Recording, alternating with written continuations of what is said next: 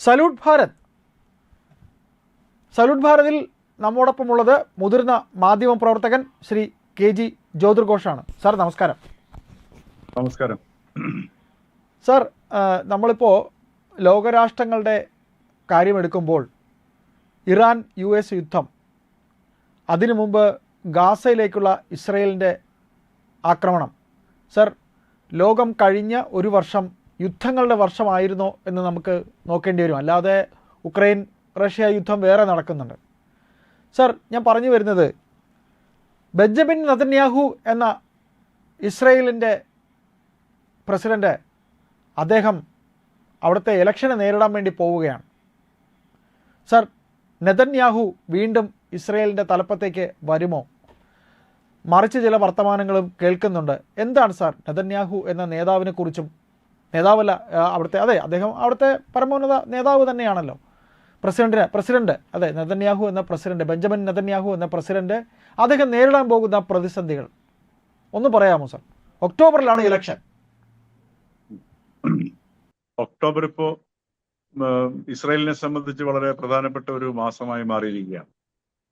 കാരണം കഴിഞ്ഞ 2023 ഒക്ടോബർ 7 ഹമാസിന്റെ ആക്രമണം അവിടെ ഉണ്ടാവുന്നതും അതിനുശേഷം ഗാസയിലെ നരഹത്യയിലേക്ക്, അതല്ലെങ്കിൽ പശ്ചിമേഷ്യ ഒട്ടാകെ ഈ പറഞ്ഞതുപോലെ ലെബനനിലേക്കും ആ പ്രദേശങ്ങൾ മുഴുവൻ യുദ്ധം വ്യാപിക്കുന്നതിലേക്ക് നയിച്ചത്, ഇപ്പൊ ഇറാൻ യുദ്ധത്തിലേക്ക് പോലും നയിച്ചിരിക്കുന്നത് ആ സംഭവത്തിന്റെ തുടർച്ചയായിട്ടാണ്.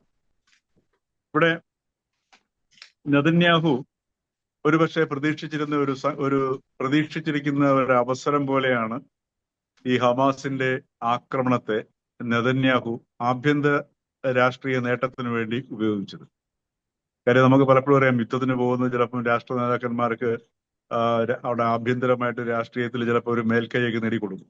അപ്പൊ അത്തരത്തില് ഈ ഇസ്രായേൽ ജനതയുടെ ഒരു മാനസിക, അല്ലെങ്കിൽ അവരുടെ ഒരു എന്താ പറയുക, ഒരു ജനിതക ബോധം ആയി മാറിക്കഴിഞ്ഞിരിക്കുന്ന ഒരു അവസ്ഥയുണ്ട്. കാര്യം ഹൈലി ഇൻസെക്യൂർഡ് ആയിട്ടുള്ള ഒരു റേസാണ്.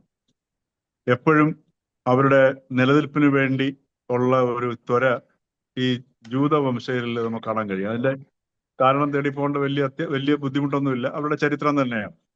അങ്ങനെ ലോകത്തിന്റെ പല ഭാഗങ്ങളിൽ ചിതറിക്കിടന്ന ആൾക്കാരാണ് 1948 അവർക്ക് ഈ വാഗ്ദത്ത ഭൂമിയിലേക്ക് അവർക്ക് തിരിച്ചു വരാൻ കഴിഞ്ഞത്. അന്ന് മുതല് അവര് ശരിക്കും പറഞ്ഞാല് ഇവിടെ ഇസ്രയേലിനെ ഓക്കുപ്പൈ ചെയ്യുകയായിരുന്നു, അത് വന്ന് ഏറ്റെടുക്കുകയായിരുന്നു. എപ്പോഴും ഈ ഏറ്റെടുക്കൽ അല്ലെങ്കിൽ കടന്നു കയറുന്ന ഒരു മാനസികാവസ്ഥയിൽ സ്വാഭാവികമായിട്ടും അവിടെ തന്നെ ഒരു കോൺഫ്ലിക്റ്റ് ആരംഭിക്കുകയാണ് ചെയ്യുന്നത്. ഇസ്രായേലിലേക്ക് വന്ന് കടന്നു കയറുമ്പോൾ അവിടെ ഒരു ജനത ഉണ്ടാവും. ആ ജനതയുടെ മേലുള്ള ഒരു ആധിപത്യം സ്ഥാപിക്കലായിരിക്കും ആ കടന്നുകയറ്റത്തിലൂടെ സംഭവിക്കുക. ഇസ്രായേലിലും അത് തന്നെയാണ് 48 സംഭവിക്കുന്നത്, പ്രയോഗത്തിൽ. പിന്നീട് അതിന്റെ ആധിപത്യം ഉറപ്പിക്കലാണ് പിന്നീട് നാം കണ്ട ദശാബ്ദങ്ങളിൽ കണ്ടത്. ഇസ്രായേല് സമ്പൂർണമായ രീതിയിൽ അതിന്റെ വികസനത്തിലും മറ്റു കാര്യങ്ങളിലും ഒക്കെ അതിന്റെ ആധിപത്യം ഉറപ്പിക്കലാണ്. സ്വാഭാവികമായിട്ടും അമേരിക്കയുടെ പിന്തുണയോടുകൂടിയാണ് ഇത് ചെയ്യുന്നത്. അമേരിക്ക എന്ന് പറഞ്ഞാൽ അവിടുത്തെ ജൂതവംശരുടെയാണ്. അമേരിക്ക നിലനിർത്തുന്നത് പോലും ജൂതവംശരുടെ ഔദാര്യത്തിലാണ് അവിടുത്തെ രാഷ്ട്രീയം പോലും നിലനിൽക്കുന്നത്. അപ്പൊ ഇത്തരം ഒരു പശ്ചാത്തലമുണ്ട്. അവിടെ നിന്നാണ് ആ ഇസ്രായേലിന്റെ തുടക്കം മുതൽ ഈ കോൺഫ്ലിക്റ്റിന്റെ സ്റ്റാർട്ട് ആരംഭിക്കുകയാണ്. അപ്പൊ ഇതിനെയാണ് എപ്പോഴും ഈ വളരെ ആഭ്യന്തരമായിട്ടൊരു പല സന്ദർഭങ്ങളിലും ഇത് നേട്ടത്തിന് വേണ്ടി രാഷ്ട്രീയക്കാർ ഉപയോഗിക്കുകയും മറ്റൊക്കെ ചെയ്യുന്നത്. കാര്യം അവരുടെ ഈ സുരക്ഷിതത്വം എന്ന് വെച്ചാൽ എപ്പോഴും ഒരു ഭീഷണി നേരിടും. ഒന്ന് ആലോചിച്ച് നോക്കുക, അറബ് രാജ്യങ്ങളുടെ ചുറ്റും അറബ് ജനത നടക്കുകയാണ്, അവർ ജീവിക്കുന്നത്. അതോടൊപ്പം തന്നെ ആ ജനതയുമായിട്ട് എപ്പോഴും കോൺഫ്ലിക്റ്റിലുമാണ്. അപ്പൊ സ്വാഭാവികമായിട്ടും ഈ ഇസ്രായേലിന്റെ സുരക്ഷിതത്വം ഓരോ ജൂതന്റെയും ഒരു സുരക്ഷ കേന്ദ്രീകരിച്ചുകൊണ്ടുള്ള ഒരു ആഭ്യന്തര നയവും വികസനവും ഒക്കെയാണ് ഇസ്രായേലിന്റെ പൊതു രാഷ്ട്രീയത്തെയും ഒക്കെ നയിക്കുന്നത്. അതിനെ അതിവിദഗ്ധമായിട്ടാണ് ഈ നെതന്യാഹു ഉപയോഗിച്ചത്. നെതന്യാഹു ഈ യുദ്ധത്തെ ഇത്ര വലിയ കൊണ്ടുപോകാൻ കാരണം പോലും ഈ തെരഞ്ഞെടുപ്പിനെ ലക്ഷ്യമാക്കിക്കൊണ്ടാണ് എന്ന് ഉള്ള വാർത്തകളുണ്ട്. അപ്പോഴാണ് നമ്മൾ മനസ്സിലാക്കേണ്ടത് ഈ നെതന്യാഹുവിന്റെ ഇസ്രായേലിലെ ഒരു സ്വീകാര്യതയെ കുറിച്ച് നമ്മൾ സ്റ്റഡി ചെയ്യേണ്ടത്. കാര്യം നെതന്യാഹു നമുക്ക് ഇടയ്ക്ക് നമ്മൾ വളരെ ഇതായിട്ട് കണ്ടാണ്. ഒരു 2022 തോന്നുന്നു ജുഡീഷ്യൽ റിഫോംസിന് വേണ്ടിയിട്ട് അവിടെ അദ്ദേഹം ഒരു ബില്ല് കൊണ്ടുവരികയുണ്ടായി. അതിനൊരു ഇസ്രയേല് കത്തി എന്താ പറയുക, നെതന്യാഹുവിന് പിടിച്ചു നിൽക്കാൻ പറ്റാത്ത ഒരു പിന്നെ പൊതുജന ആ, പ്രതിഷേധത്തിലേക്ക് പോവുകയുണ്ടായി. അതിന്റെ കാരണം എന്ന് പറഞ്ഞു കഴിഞ്ഞാൽ ജുഡീഷ്യൽ റിഫോംസ് കൊണ്ടുവന്നിട്ട്, അതായത് ഇതിന്റെ ഈ ജുഡീഷ്യറിയുടെ അധികാരത്തെ കുറച്ചുകൊണ്ട് പ്രസിഡന്റിന്റെ, പ്രധാനമന്ത്രിയുടെ അല്ലെങ്കിൽ പാർലമെന്റിന്റെ അധികാരത്തെ അതിനെ മുകളിലേക്ക് കൊണ്ടുവരുന്നൊരു ജുഡീഷ്യൽ റിഫോംസിന് വേണ്ടിയിട്ടാണ് നെതന്യാഹു ശ്രമിച്ചത്. അതിനെ എന്തായാലും ഇസ്രായേൽ ജനത അതിശക്തമായിട്ട് തോൽപ്പിച്ചു എന്നുള്ളതാണ്. അതേപോലെ തന്നെ അവിടുത്തെ ഷിൻബെറ്റ് എന്ന് പറഞ്ഞാൽ അവിടുത്തെ ആഭ്യന്തരമായ അന്വേഷണം നടത്തുന്ന സംഘടനയാണ്, ഇന്റലിജൻസ് ഏജൻസിയാണ്. അവരും വളരെ ഗുരുതരമായ പിന്നെ അഴിമതി കുറ്റങ്ങളാണ് നെതന്യാഹുവിന്റെ മേൽ കണ്ടെത്തിയിരിക്കുന്നത്. അതിന്റെ പേരിൽ ഇപ്പോൾ നെതന്യാഹു വിചാരണയും നേരിടുന്നുണ്ട്. അതിന് ഇടയ്ക്കിടയ്ക്ക് നമ്മൾ കാണുന്നുണ്ട്, അദ്ദേഹം കോടതിയിൽ വിചാരണയ്ക്ക് ഹാജരാകുന്നതൊക്കെ നമ്മൾ കാണുകയും ചെയ്യുന്നുണ്ട്. പിന്നീട് അതുപോലെയാണ് ഏറ്റവും ഒടുവിൽ ഇപ്പോൾ പുറത്തു വന്നിരിക്കുന്ന മറ്റൊരു വാർത്ത എന്ന് പറയുന്നത്, ഈ ഗാസയിൽ യുദ്ധം നടത്തിക്കൊണ്ടിരുന്ന അതിന്റെ തീവ്രമായ സമയത്ത്, അതുപോലെ തന്നെ ഇറാനുമായിട്ട് യുദ്ധം നടന്നുകൊണ്ടിരുന്ന സമയത്ത് നെതന്യാഹു ഖത്തറിലേക്ക് രഹസ്യമായ സന്ദർശനം നടത്തുകയും ഖത്തറിന് മറ്റ് സൗദി അറേബ്യയും മറ്റ് ചില രാജ്യങ്ങളുമായിട്ടൊക്കെ ഉള്ള ഇടപാടുകളും ഒക്കെ പുറത്തു വരികയൊക്കെ ഉണ്ടായി. അതുമൊക്കെ ഈ നെതന്യാഹുവിന് വളരെ പ്രതികൂലമായിട്ട് ബാധിച്ചൊരു സംഗതിയാണ്. പിന്നെ അതേപോലെ തന്നെ ഈ ഭീമമായ തുക, മറ്റേ അഴിമതി പണം ഈ ഖത്തറിലേക്ക് മാറ്റുകയും ഒക്കെ ചെയ്തതായിട്ടുള്ള ഒരുപാട് ആരോപണങ്ങളാണ് ഈ നെതന്യാഹു ഇപ്പോൾ നേരിടുന്നത്. അപ്പൊ അതിനിടയ്ക്ക് ഈ പറഞ്ഞ പോലെ ബന്ദികളെ വിട്ട് കിട്ടാനും സമയത്ത് ബന്ദികളെ കുറെ പേര് മരിക്കുകയുണ്ടായി. ബാക്കിയുള്ളവരെ ഈ ഹമാസിന്റെ പിടിയിലായിരുന്നു. അവരെ വിട്ടുകിട്ടാൻ വേണ്ടിയിട്ടും ഈ പറഞ്ഞതുപോലെ പലതവണ യുദ്ധം കൊടുമ്പിരി കൊണ്ടിരിക്കുന്ന സമയത്ത് പോലും ഇസ്രായേൽ ജനത പരസ്യമായിട്ട് നെതന്യാഹുവിനെതിരെ തെരുവിറങ്ങിയിരുന്നു. അപ്പൊ ഇത്തരത്തിൽ നോക്കുമ്പോൾ നെതന്യാഹുവിന്റെ ഒരു റേറ്റിംഗ് എന്ന് പറയുന്നത്, അല്ലെങ്കിൽ സ്വീകാര്യത എന്ന് പറയുന്നത് വളരെ പരിതാപകരമായ അവസ്ഥയിലേക്ക് പോയിരിക്കുകയാണ്.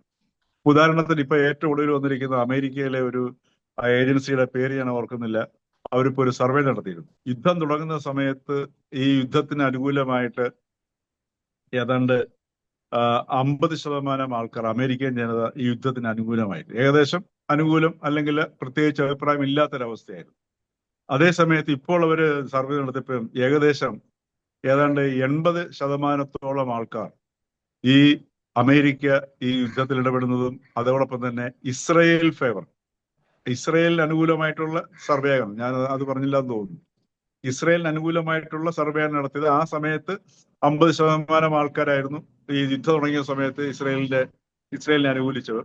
ഇന്നിപ്പോ ഇസ്രയേലിനോട് അനുഭാവം പുലർത്തുന്നവർ ഏതാണ്ട് ഈ 20% കുറഞ്ഞിരിക്കുന്നു. അതായത് 80%-ലധികം ആൾക്കാരും ഇസ്രയേലിന് വിരുദ്ധമായ ഒരു നിലപാട് സ്വീകരിക്കുന്ന അവസ്ഥയിലേക്ക് വരുന്നു. ആ അവസ്ഥയിലേക്ക് വരാൻ കാരണം മറ്റൊന്നുമല്ല, നെതന്യാഹു തന്നെയാണ്. നെതന്യാഹുവിന്റെ വംശഹത്യ ഏറ്റവും കൂടുതൽ ശബ്ദം ഉണ്ടാക്കിയത് യഥാർത്ഥത്തിൽ അമേരിക്കയിൽ തന്നെയാണ്. വിശേഷിച്ചും അമേരിക്കയിലെ യൂണിവേഴ്സിറ്റികളിൽ, ആ യൂണിവേഴ്സിറ്റികൾക്കെതിരെ ട്രംപും ഭരണകൂടമൊക്കെ സ്വീകരിച്ച നടപടികൾ നമ്മൾ കണ്ടതാണ്. ഇപ്പൊ കൊളംബിയ യൂണിവേഴ്സിറ്റിയിലാണെങ്കിലും അതുപോലെ ഹാർവാർഡിലാണെങ്കിലും എല്ലായിടത്തും യൂണിവേഴ്സിറ്റി തലങ്ങളിലൊക്കെ വളരെ പിന്നെ ശക്തമായ പ്രതികരണം ഈ വംശഹത്യക്കെതിരെ അവിടെ നടക്കുകയുണ്ടായി. അപ്പൊ ഈ വംശഹത്യക്കെതിരെ ഉണ്ടായ ആ ഒരു സംഗതികൾ മുഴുവൻ ശരിക്കും പറഞ്ഞു കഴിഞ്ഞാൽ ഈ നെതന്യാഹുവിന്റെ ഈ സമീപനത്തിനും നെതന്യാഹുവിനെതിരെയുള്ള ഒരു പിന്നെ പ്രതിഷേധം തന്നെയായിട്ടാണ് നമ്മളെ കാണാനായിട്ട്. അത് തന്നെയാണ് ഇപ്പൊ ഇസ്രയേലിന് സംഭവിച്ചുകൊണ്ടിരിക്കുന്നത്. ഇസ്രയേലിലും ഇപ്പൊ ഒക്ടോബർ 27-നാണ് അവിടെ പൊതു തിരഞ്ഞെടുപ്പ് നടക്കാൻ പോകുന്നത്. അവിടുത്തെ പ്രതിപക്ഷ നേതാവും അവിടുത്തെ മുൻ സൈനിക മേധാവിയൊക്കെ ആയിരുന്ന അവരെല്ലാവരും കൂടെ ചേർന്നിട്ട് ഒരു പ്രതിപക്ഷ മുന്നണി തന്നെ ഇപ്പം അവിടെ ഉണ്ടാക്കിയിട്ടുണ്ട്. ആ പ്രതിപക്ഷ മുന്നണി മുന്നോട്ട് വയ്ക്കുന്ന കാര്യങ്ങളെല്ലാം ഈ നെതന്യാഹു എങ്ങനെയാണ് ഇസ്രയേൽ ജനതയെ ഈ പുതിയ കാലഘട്ടത്തിൽ ഒരു വല്ലാത്ത ഒരു എന്താ പറയുക, ഒരു സന്ദിഗ്ധാവസ്ഥയിലേക്ക് കൊണ്ടെത്തിച്ചത് എന്നുള്ള സംഗതിയൊക്കെയാണ് അവർ ഉയർത്തിക്കാട്ടി പ്രചാരണം നടത്തുന്നത്. മാത്രമല്ല ഈ ഇറാനുമായിട്ടുള്ള ഈ യുദ്ധവും അതോടൊപ്പം തന്നെ ഇറാനിലെ നേതൃത്വത്തെ ഈ വധിച്ചതിന്റെ പിന്നിലും, ഇറാൻ നേതാക്കളെ വധിച്ചതിന്റെ പിന്നിലും ഒക്കെ ഉള്ള ഒരു പ്രതികാരം എപ്പോഴും ഇസ്രായേൽ ജനതയുടെ മേൽ ഒരു ഡോമക്ലിസ് വാൾ പോലെ തൂങ്ങി നിൽക്കും എന്നൊക്കെയുള്ള ഒരു പ്രതീതിയാണ് ഇപ്പൊ ഇസ്രായേൽ ജനതയിലുള്ളത്. അപ്പം അസുരക്ഷിതത്വം പൊതുവേ അവരുടെ ജീനുകളിലുള്ളതാണ് ഇസ്രായേൽ ജനതയുടെ.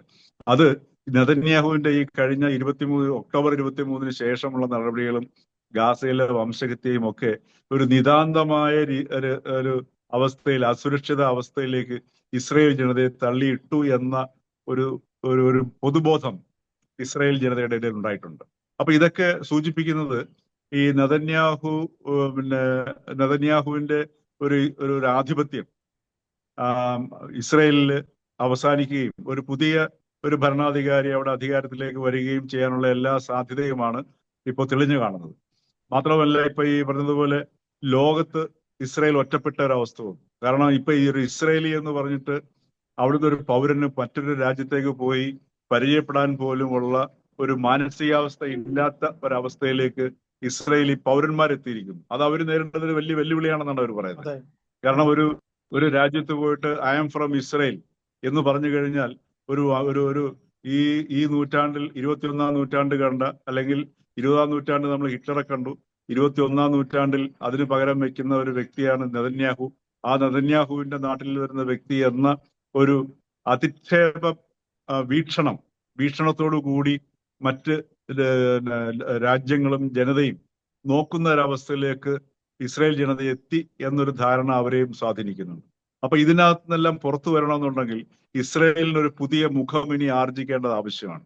ആ ഒരു പുതുമുഖത്തിന്, ഒരു പുതു സംസ്കാരത്തിന്, ഒറ്റപ്പെട്ട ലോക ജനതയുടെ ഇടയിൽ ഒറ്റപ്പെട്ട അവസ്ഥയിൽ നിന്ന് ലോകവുമായി ചേർന്ന് പ്രവർത്തിക്കാൻ പറ്റുന്ന ഒരു നേതാവിനെ ഇസ്രായേൽ ജനത തേടുന്നു എന്നാണ് ഇപ്പൊ നമുക്ക് ഇസ്രായേലിൽ നിന്ന് കിട്ടുന്ന ആ വിവരങ്ങളിൽ നമുക്ക് മനസ്സിലാവുന്നത്. അതുകൊണ്ട് നെതന്യാഹുവിന്റെ ഒരു കാലഘട്ടം അവസാനിക്കാൻ പോകുന്നു നമ്മൾ എന്ന് വേണം നമുക്ക് കരുതാൻ. അങ്ങനെയാണെന്നുണ്ടെങ്കിൽ അത് പശ്ചിമേഷ്യക്കും വിശേഷിച്ച് നമ്മളുടെയൊക്കെ ജീവിതത്തെ പോലും ഗുണകരമായി സ്വാധീനിക്കുന്ന ഒരവസ്ഥയിലേക്ക് അത് മാറും എന്നാണ് നമുക്ക് കരുതേണ്ടത്. കാര്യം ഇപ്പൊ തന്നെ നമുക്കറിയാം, ഇറാനും US തമ്മിലുള്ള ആ കരാറിന്റെ തടസ്സമായിട്ട് നിൽക്കുന്നത് എന്താണ് എന്നൊക്കെ ഉള്ളത് നമുക്ക് മനസ്സിലാക്കാം. അപ്പൊ വീണ്ടും ഇപ്പൊ തുടങ്ങിയിരിക്കുകയാണ് യുദ്ധം. അപ്പൊ ഇത്തരം ഒരു പശ്ചാത്തലത്തിൽ നെതന്യാഹു യുഗം മാറിക്കഴിഞ്ഞാൽ അത് ഇസ്രായേൽ ജനതയുടെ മാത്രം ഒരു മാറ്റമാകില്ല, മറിച്ച് നമ്മളുടെ ഓരോരുത്തരുടെയും ജീവിതത്തെ പോലും. ഉദാഹരണത്തിന്, ഈ നെതന്യാഹു മാറി ഒരു പുതിയ ഭരണാധികാരി വരുന്നു. ആ ഭരണാധികാരി ഈ പറഞ്ഞതുപോലെ അയൽ രാജ്യങ്ങളുമായിട്ടൊരു നല്ല സൗഹൃദത്തിലേക്ക് പോകാൻ തീരുമാനിക്കുന്നു. അങ്ങനെയൊക്കെ വരികയാണെന്നുണ്ടെങ്കിൽ സ്വാഭാവികമായിട്ടും പശ്ചിമേഷ്യ ഒരു സമാധാനത്തിന്റെ പാതയിലേക്ക് നീങ്ങാനുള്ള അവസരം അവിടെ ഉരുത്തിരിഞ്ഞു വരാൻ സാധ്യതയുണ്ട്. അപ്പൊ അത്തരത്തിൽ ഇന്ന് ലോക സമാധാനത്തിന് പോലും അവിടെ നെതന്യാഹുവിന്റെ മാറ്റം എന്ന് പറയുന്നത് അനിവാര്യമായ ഒരു ഘടകമാണ്. അത് അങ്ങനെ തന്നെയാണ് ഇസ്രായേൽ ജനതയും ആഗ്രഹിക്കുന്നത്.